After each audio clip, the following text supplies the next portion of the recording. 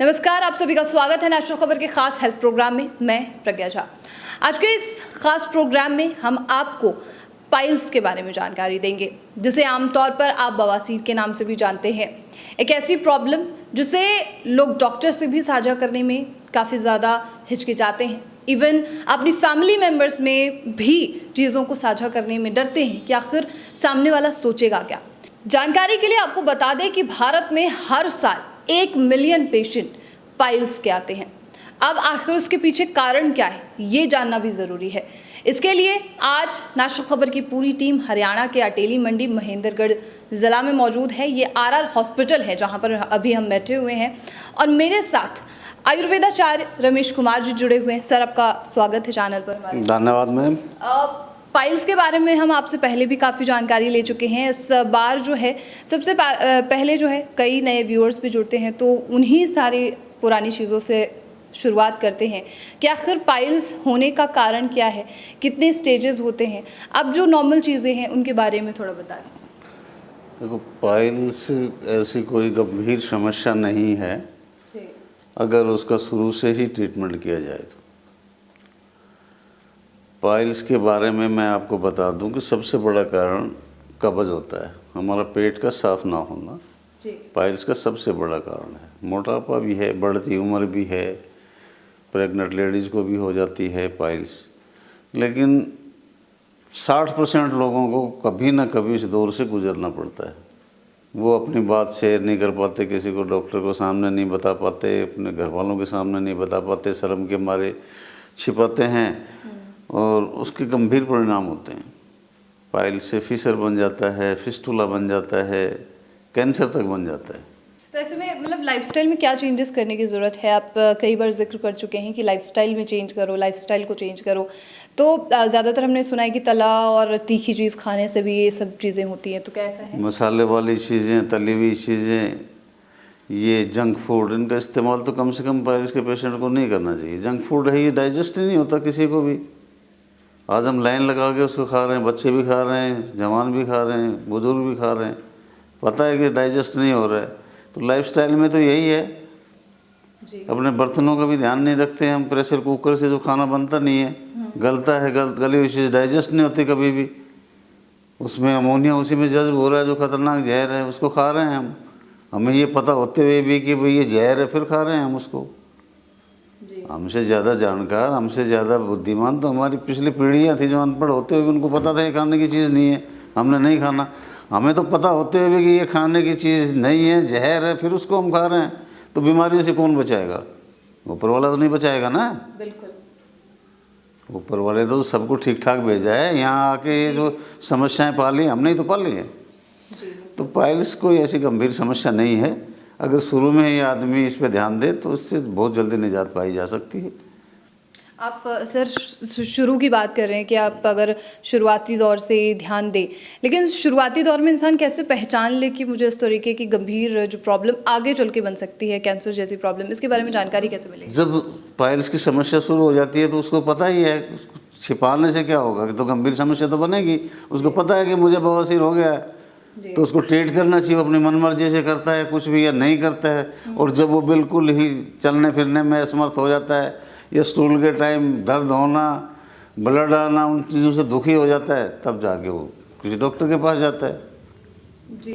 और ऐसे मार्केट में कई ऐसे ट्यूब्स एंड ऑल दवाइयाँ आती हैं, तो क्या उन सब चीज़ों से ठीक होती है ये सारी चीज़ें? इन चीज़ों का मुझे नहीं पता मार्केट में क्या क्या आता है क्या नहीं आता। कोई किस चीज़ की गारंटी ले रहा है, कोई कुछ कर रहा है, लेकिन ठीक होने का ये तरीका नहीं है। किसी भी अच्छे डॉक्टर को दिखाया और अपना इलाज करवाए।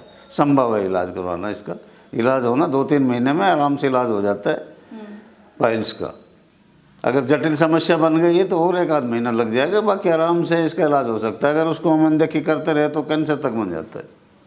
लेकिन आप बता रहे हैं कि ये एक ठीक होने वाली प्रॉब्लम है, लेकिन जैसे रिपोर्ट्स बता रहे हैं, मैंने सारे इंटरनेट से जैसे जानकारी ली है, 1 मिलियन पेशेंट एक साल में आना बहुत बड़ी बात होती है। तो आखिर इसके पीछे कारण क्या है कि 1 मिलियन पीपल आ रहे हैं? मैंने कहा ना कि लगभग 60% लोगों को इस दौर से गुजरना पड़ता है किसी न किसी उम्र में।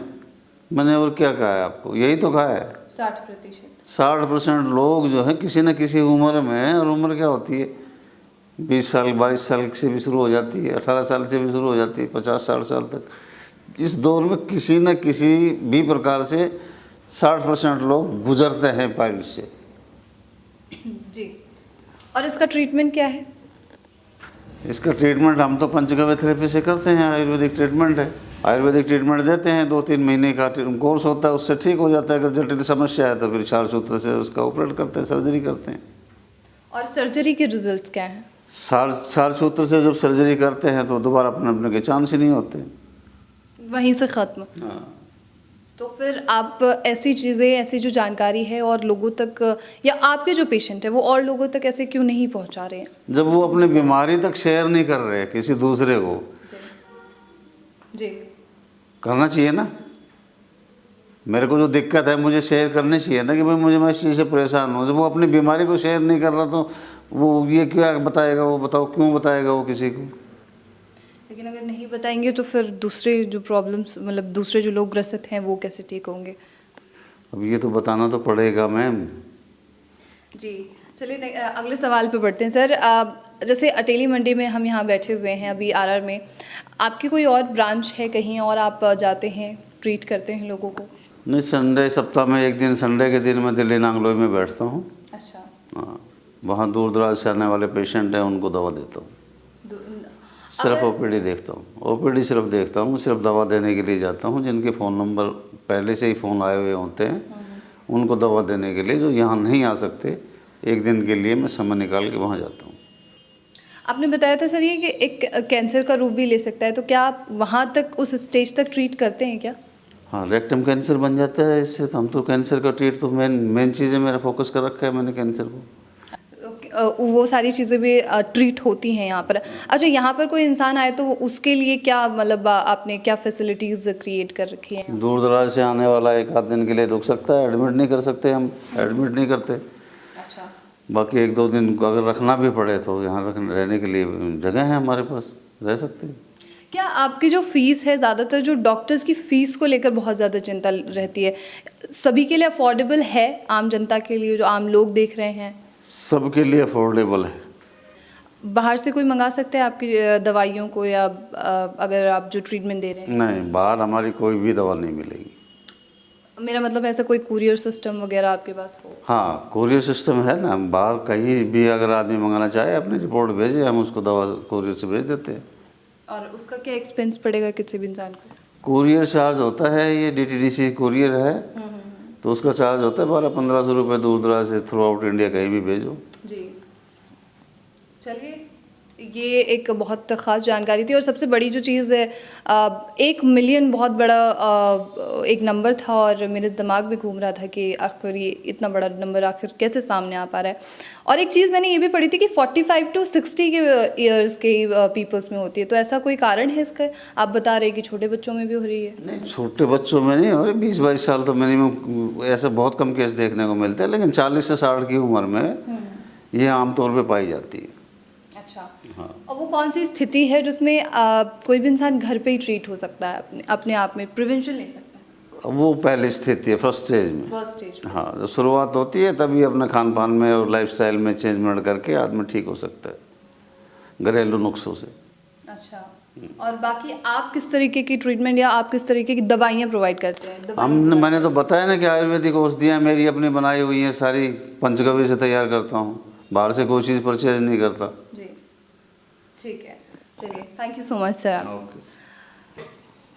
ये थी वो खास जानकारी जिसके बारे में हमने शुरुआती दौर में आपसे जिक्र किया। पाइल्स के बारे में पहले भी हम कई इंटरव्यूज़ आयुर्वेदाचार्य रमेश कुमार जी के ले चुके हैं, आप उन्हें भी देख सकते हैं। ऐसे ही और ख़ास इंटरव्यूज़ के लिए आप नेशनल खबर के साथ बने रहिए।